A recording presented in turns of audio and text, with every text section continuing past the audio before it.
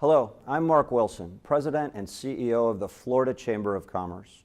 When it comes to securing Florida's future, there are few issues more important than water. With 6 million more people expected to call Florida home by 2030, science-based solutions are the only way to ensure Florida's water future is sustainable and provides the quality of life Floridians and our visitors deserve. Water is a statewide concern, and unfortunately, sometimes local and state politicians want to do what's popular when what we actually need is to do what the science tells us.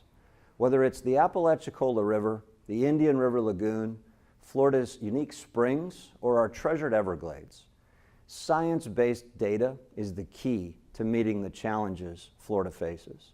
So together with Harbor Branch research scientist Dr. Brian LaPointe, the Florida Chamber of Commerce is pleased to present this educational video, and we hope it will spur conversations and collective action to help solve these issues. Thank you.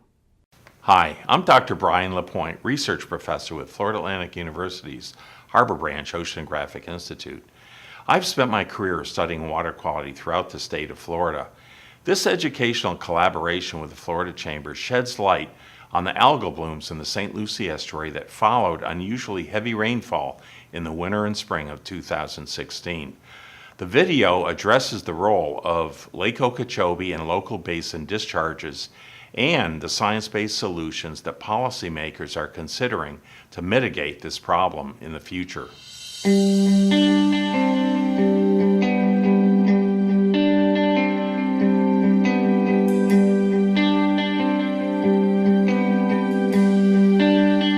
One of the most notorious situations that our community finds itself in is when we have these massive cyanobacteria blooms and really affect businesses and the economy in our local community.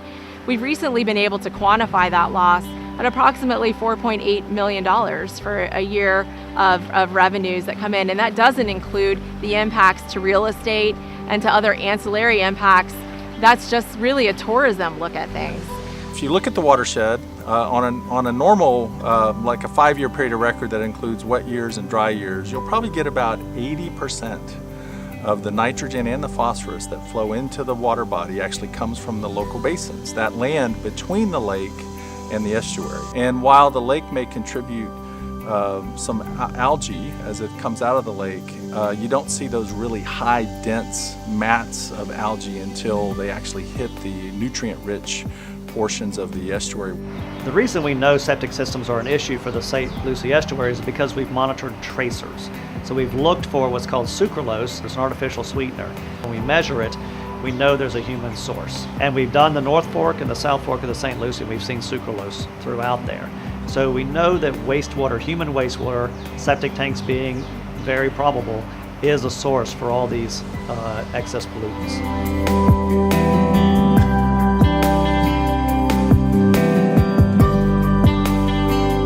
There's all types of ideas on the table on what to do with the water that's coming into the lake and what to do with the water leaving the lake. But I know this for a fact. Sending the water south and building big giant reservoirs is not a good solution.